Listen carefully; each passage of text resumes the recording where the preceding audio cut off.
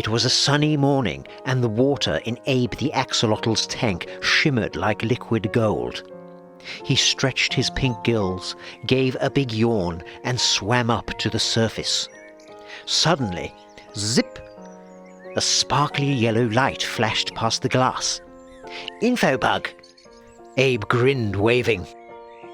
Infobug hovered with a swirl of magic dust. Good morning, Abe. Are you ready for our next big adventure? Abe nodded. "Where to?" We're going to the airport, said Infobug with a twinkle. Abe's eyes widened. "Wow! But I've never flown before." Well, today's perfect, said Infobug. You're going to learn how everything works, from check-in to take-off. With a gentle shimmer of magical sparkles, Infobug lifted Abe out of his tank. Wearing his trusty blue shorts, Abe floated beside his friend as they zipped off over the hills and houses towards the airport.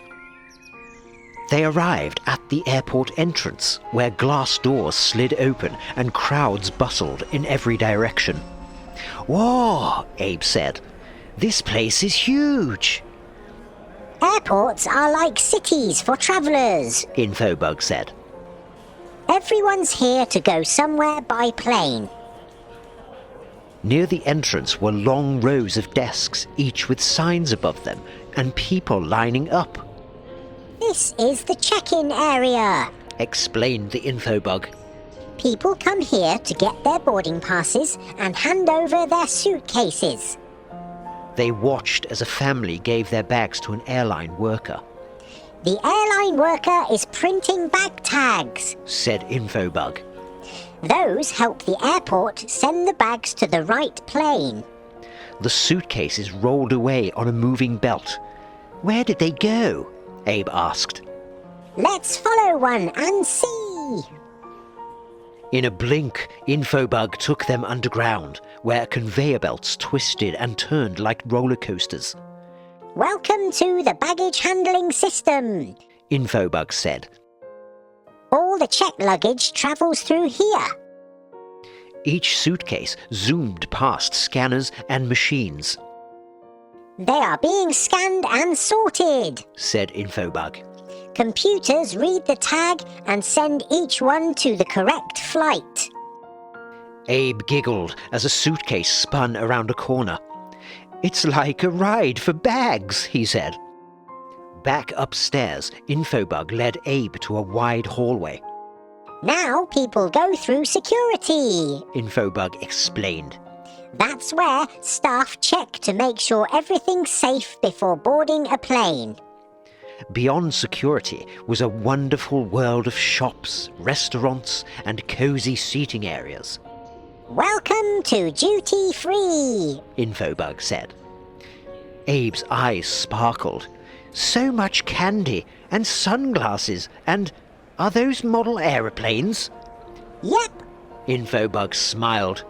Since they're travelling internationally, shoppers can buy some things without paying local taxes. That's what duty-free means. Abe picked up a tiny plush suitcase and smiled. "Souvenirs," he said. Come on! Infobug buzzed.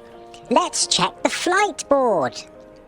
Abe looked up at a huge screen showing rows of flights, destinations, and gate numbers. "Flight 302 to Sunshine Bay, Gate 5, on time," Abe read aloud. Every flight gets a gate, Infobug explained. It's like your personal doorway to the plane. Abe nodded. "Let's go and find ours," he said. Gate 5 had big windows with a clear view of the runway. Abe found a seat and looked out of the window. "Look at all those planes!" And all those tiny trucks, Infobug said. That area outside is called the apron or ramp.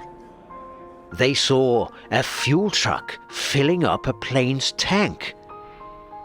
They saw a catering truck loading meals onto a plane. They saw a luggage cart with lots of little trailers bringing bags from underground. They saw a pushback tug ready to move the plane away from the gate. "It's like a busy beehive," Abe whispered. Exactly! Infobug nodded. It takes a whole team to prepare just one flight. Abe noticed through the window a tall glass tower stood in the distance. That's the air traffic control tower. Infobug said. Let's fly up and take a peek. With a swoosh, they zipped up to the top. Inside, they saw people with headsets looking at big screens filled with dots and blinking lines. These are air traffic controllers, said Infobug. They guide every plane taking off, landing, or flying through the air. A controller spoke into a radio. "Flight 302 cleared for pushback. Taxi to runway 4. "That's our flight," Abe whispered. Controllers used radar to track planes and give pilots instructions, like traffic lights in the sky. "It's like a secret command center," said Abe in awe. Back at the gate, the screen now blinked. "Flight 302 now boarding." Let's go! Infobug buzzed. They joined the passengers and walked down the jet bridge, a tunnel that connected the terminal to the aeroplane. Inside, Abe found a window seat and buckled in. Infobug hovered by the tray table. Out the window, they watched the final bags being loaded and the door closing. Everyone's ready, said Infobug. The plane slowly taxied away from the gate, past other planes, following yellow lines painted on the ground. Those are taxiways, said Infobug. They guide the plane to the runway for takeoff. Soon the plane stopped at the end of a long, wide strip of pavement. The engines roared. Hold on, said Infobug. And with a whoosh, the plane sped down the runway and lifted into the sky. Clouds swirled past the window. The ground grew smaller. The airport looked like a tiny toy town. "We're flying!" Abe shouted.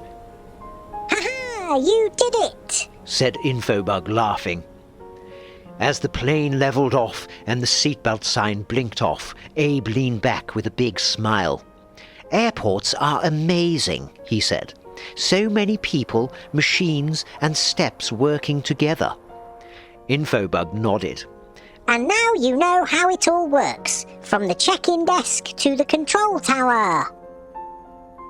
Abe looked out at the clouds in amazement. Next, the flight attendant gave them their dinner so that they were well fed for the long flight ahead. Abe had some potato and vegetables. Infobug said, Let's get settled for the journey. "Next stop, Sunshine Bay," said Abe. And with that, they soared off toward a sunny holiday, full of new adventures.